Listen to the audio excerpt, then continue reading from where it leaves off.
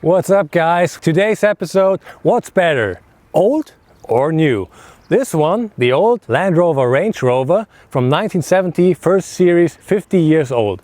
And this one is the brand new Land Rover Defender. So, what does this one have to do with that one? We're gonna find out in a minute. Since it's his 50th birthday, we're taking the Range Rover for a spin first.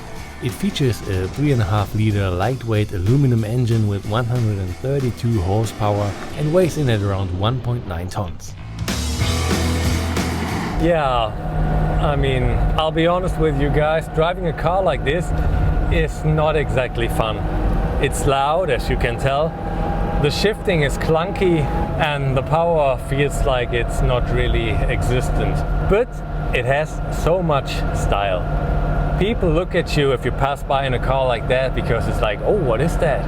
Really an old-timer, very nice. And what's even more important, when this car came out in the 70s, it was one of the first SUVs that featured coil springs. Until then, they had leaf springs, which are less comfortable and, which is more important for cars like these, have less off-road capabilities. So, the coil springs that were used for this car found their way into newer generations of Defender, which also applies to the newest Defender, which we will be driving in a minute. The Range Rover was not only designed to go off-road, but also to be comfortable. One thing you can't complain about in this Range Rover is the comfort. The seats are really cozy, almost feels like the old couch at your grandma's house. I mean, I can't imagine driving like hundreds of kilometers with this car, but simply because it's too loud. So let's get into the technical grandson, the all-new Defender model year 2020. It features the latest gasoline and diesel engines as well as a mild hybrid version with power outputs ranging from 200 to 400 horsepower.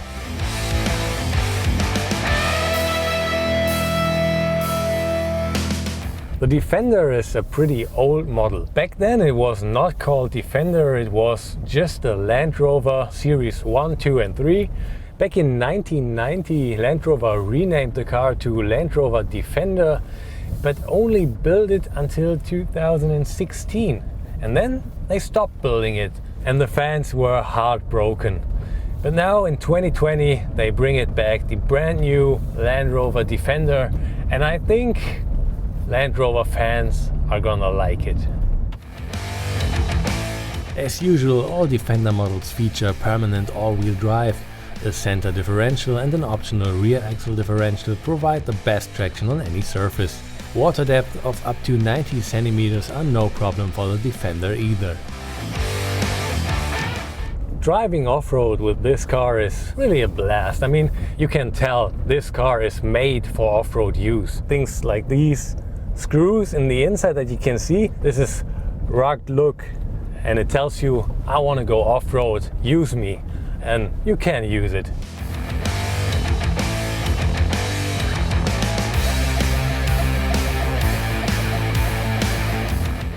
If I had to choose between a new and an old car, I'd always choose the new one. But that's maybe a question of age, because people, the older they get, they tend to like old-timers. Reason being, they can relate to these cars and they grew up with them. I mean, when the first Land Rover Range Rover came out, I wasn't even born, so maybe that's the reason why I can't relate to old cars. And this is why in the future you will still see me testing new cars. Buying a new Defender will set you back at least 49,700 euros for the short version and 55,600 euros for the longer one.